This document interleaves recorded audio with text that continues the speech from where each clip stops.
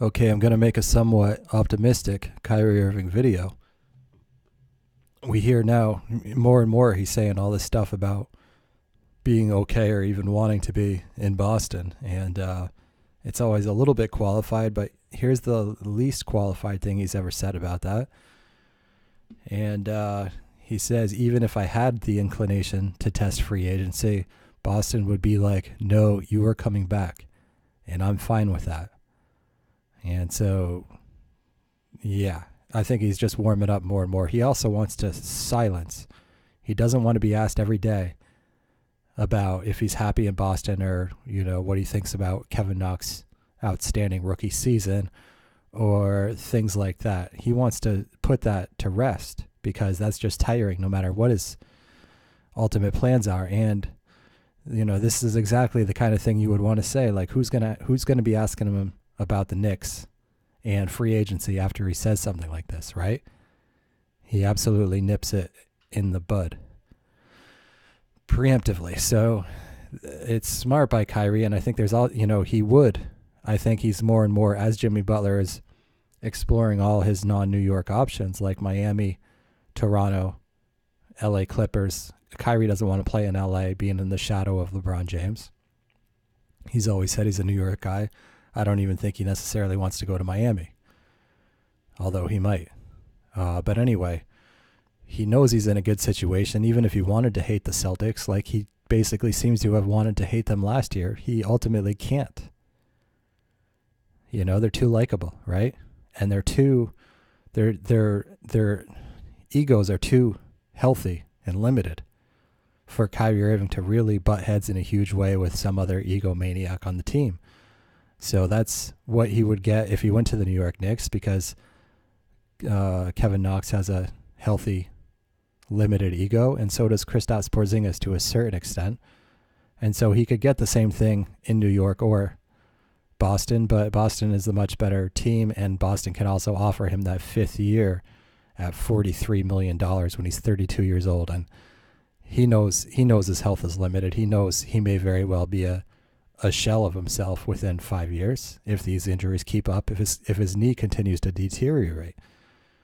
And so he's saying all the right things, and I think there is some sincerity. If Boston offers the fifth year, supermax, ridiculous, whatever contract it is, almost $200 million, then Kyrie would probably want that as of right now. And you obviously can't blame him for that. Jeff Goodman also made a really interesting comment saying that the reason he has always expected Kyrie Irving to stay in Boston long term isn't necessarily because this is his dream situation, but because he's so image conscious. The same image consciousness that would drive him to New York would also keep him in Boston, because he would look really, really bad if he leaves a championship Cleveland Cavaliers team and then leaves a championship level Boston Celtics team just 2 years later to go to a team that is not championship level. So if he leaves, it's going to be for a championship contention level team. And if he doesn't go to a championship contention team, nobody's going to forgive him, and his brand is going to take a huge toll, even if he's going to New York, where he could otherwise build his brand. So he's kind of stuck in some ways, traded to a team that's basically too good and too likable and too set up for the long term for Kyrie to leave. And maybe Danny Ainge in his wisdom and Vic Grousbeck were thinking somewhat along those lines the whole time. It was certainly worth rolling the dice on Kyrie Irving and hoping that he could maybe mature. And I think he has matured somewhat.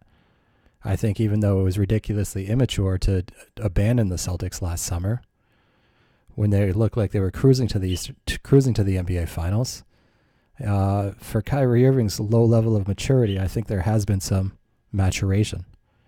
And he still referred to himself as a kid. He said he's technically a kid at 26 years old yesterday at Media Day. So he's still got major maturity concerns, but he's done some growing up from last year. And that's what injuries can do. They make you realize your mortality, and watching a team absolutely thrive and dominate without you, for a guy like Kyrie Irving, that's got to be somewhat of a healthy reality check.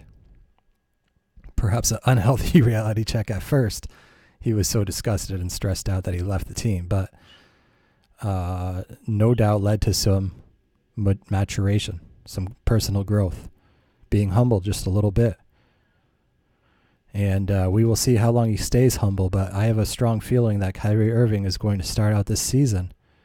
Remember, I don't know exactly how Kyrie Irving intended to start last season, but with Gordon Hayward going down in the first 2 minutes from a terrible, ill-advised lob pass from shooting guard turned point guard Kyrie Irving, that was such a basically devastating event for the Celtics that it really rallied them together, and Kyrie Irving was rallied along that teamwork framework as well in those hard times. And it wasn't until a couple months later, after a 16-game winning streak, and after Kyrie Irving was voted, or about to be voted, NBA All-Star starter, that Kyrie Irving really let his selfish tendencies take over. And, while his knee was giving him troubles and he was dealing with those insecurities, which led him to double down on his selfishness and his ego and that immaturity.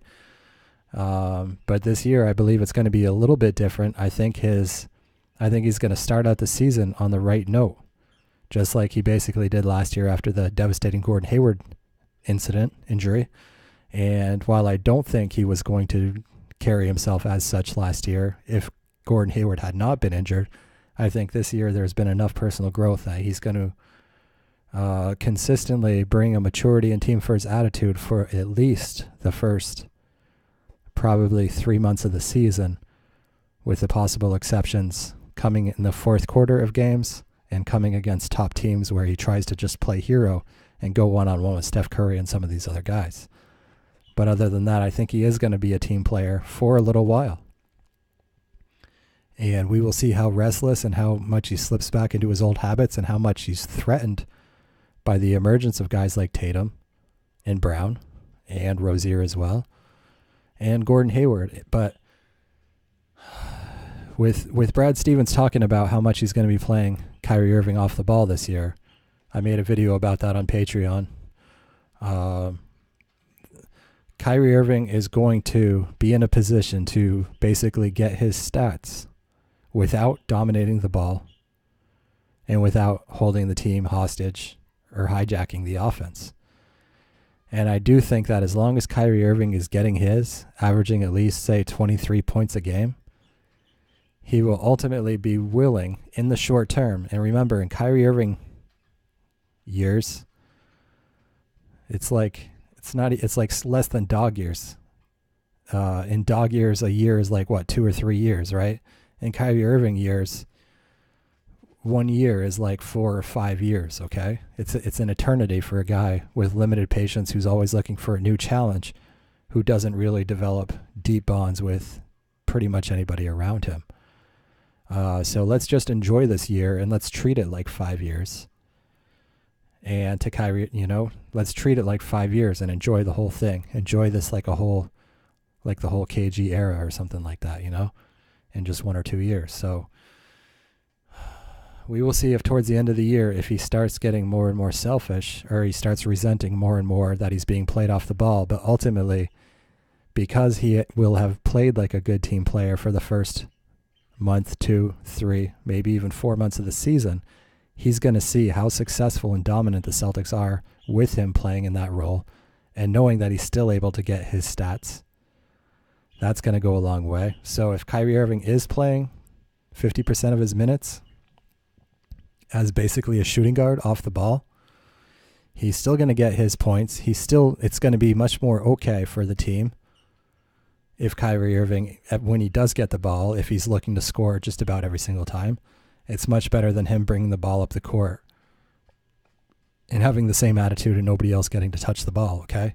If someone else is bringing the ball up the court, they're passing it to this guy, they're passing it to that guy, then they're passing it to Kyrie, and then he's going into his isolation thing.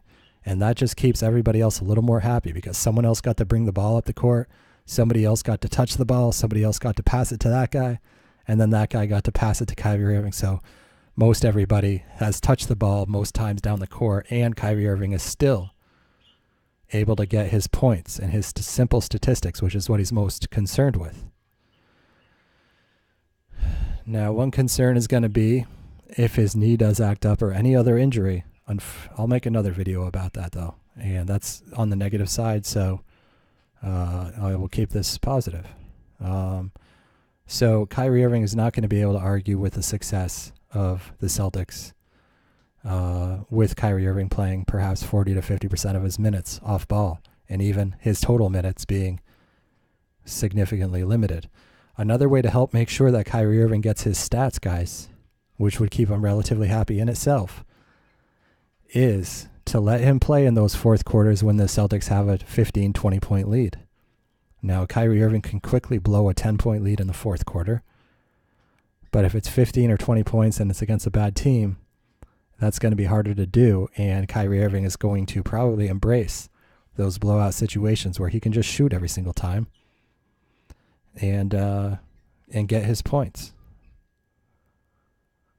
When the other team's not even trying, Kyrie Irving doesn't really care. He's still going to get his points, and when the game recap comes out and the coverage comes on the Sports Center, they're going to say Kyrie Irving leads the team with 25 or 27 or 30 points, even if that's not the real story of the game. And if 10 or 15 of those points came in a blowout fourth quarter, you know? So that's one way to keep Kyrie involved. I'm actually more concerned about keeping Terry Rozier healthier for the playoffs than I am about Kyrie Irving. Because I think this team is just so finely tuned. And what they really need is a 3-and-D point guard who can rebound like a monster in those playoffs. And anyway, guys, this is the optimistic Kyrie video. And I know it's not that optimistic by a lot of standards, but I think even if Kyrie wants to go selfish later in the year, it's going to be so hard for him to do because the Celtics will have played so well. Kyrie Irving is not going to get in the way of early season domination, in my opinion, more or less. And Brad Stevens knows exactly how to handle him, it would appear. Not exactly, but by gushing over Kyrie's supposed intelligence, what Brad Stevens is actually doing is surely you're smart enough to realize that it's good for you and the team for you to play off ball a lot more than you did last year. And so Kyrie Irving, when he's thinking about rebelling against that, he's got to say, wait a minute, if I rebel against that, I'm going to look like a dumbass. So that's all good, and that's a smart move by Brad Stevens. We will see if Brad Stevens is able to pull out Kyrie when we've got a 7-point lead in the fourth quarter, and Kyrie Irving is trying to take over games and making unwise decisions and while being a deficit on defense and potentially dragging down the energy of the players around him. We will also see if the really big games of the year, like playing against Houston or playing against the Warriors or the Lakers as well, is this guy going to want to go one-on-one with LeBron basically, and the Toronto Raptors as well when it's him and Kawhi Leonard and Kyle Lowry. Is this guy really just going to try to take the offense hostage? But if Brad Stevens is aggressive and limits Kyrie's ability and opportunities to hold the offense hostage, then ultimately we're going to be okay. And and when Terry Rozier and Marcus Smart come in the game, there's going to be that instant energy change every single time. All of a sudden, the Celtics bench is just going to force its will on people, and having more starters in there like Gordon Hayward and an improved Jason Tatum and Jaylen Brown in there, that bench with some assistance from the starters is going to be much more of a force than it was last year. So anyway, I'm feeling really good about this season, basically. We're not going to see bad Kyrie until 3 or 4 months down the road for the most part. And if we do lose a couple early games against big teams and Kyrie Irving was shooting too much, perhaps especially in the fourth quarter, trying to be the hero, not using smart ball control and passing up the hot hand when guys like Jason Tatum or Jaylen Brown or Gordon Hayward are on fire, but it's the fourth quarter and Kyrie wants it to be Kyrie time. Even if that does cost us a couple games early in the season, it's ultimately not going to kill us. So people think there might be an adjustment period, but early in the year and with 9 of our first 13 games on the road, but I really don't see that happening. our biggest weakness is Kyrie Irving going selfish in the fourth quarter. But most of these games are going to be blowouts enough, even on the road, that we're not going to be put in those situations. And if we are, as the season goes along and we have more and more success, Brad Stevens should be more and more aggressive, hopefully, at keeping Kyrie Irving out of those clutch minutes where he is extremely overrated. And just because of this, so Kyrie's going to get his, but it's mostly going to come in blowout wins and the ever so rare blowout loss, but mostly blowout wins. Because let's face it, the NBA is very unbalanced right now. The Celtics are right close to the top of a very unbalanced league, so there's going to be plenty of opportunity for Kyrie Irving to pad his stats in these blowout wins where nothing's on the line and the other team has already quit in the second quarter or even the first quarter because the Celtics are so far in their heads and the bench unit is able to just dominate. So feeling really good about the season. There's less and less that Kyrie Irving is able to do to hijack the team, and with his maturity growth, to whatever extent it is, it's something. And he's not going to go rogue, in my opinion, until at least probably February, March. And anyway, we're going to have such a huge start by then that it won't really matter. And Brad Stevens will be in a stronger position as coach to limit Kyrie Irving's ability to go rogue and destroy this team. Now, hopefully we go through some hardships during the season and we're able to recognize weaknesses and such things like that. And so that Kyrie Irving, when it comes to the playoffs, he's not just shooting us out of the second round or something like that by going hero ball. But another optimistic thing about Kyrie is even if he misses the playoffs with injury, just the fact that he's healthy now and the fact that he should likely go through a large chunk of the season healthy, he's just able to fill minutes. Okay, so it keeps some of the wear and tear off the bodies of guys like Terry Rozier, Marcus Smart, Jason Tatum, Jaylen Brown. It helps keep everybody healthy. Just getting through the regular season is a big part of the battle when the playoffs come because the freshest, healthiest team often has a big advantage in the playoffs.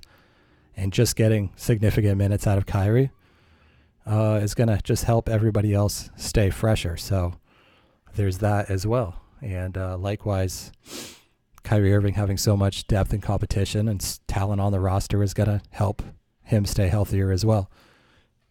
We will see if later in the year, if he gets restless and he starts feeling threatened or impinged upon by having his minutes limited and by having his points per game only average around 23 points a game, while his advanced stats are showing him as the fourth or fifth best player on the Celtics because of his defense and rebounding shortcomings. But, even some of his advanced stats should benefit from playing late in these games and these blowout losses where Brad Stevens just lets Kyrie Irving run wild in Kyrie Irving mode when there's a little bit less on the line, a little bit less to go wrong. Anyway, that's about as optimistic as I can be about Kyrie Irving, but it's pretty optimistic, I'd say. Let me know what you guys think. I'll see you soon. Peace.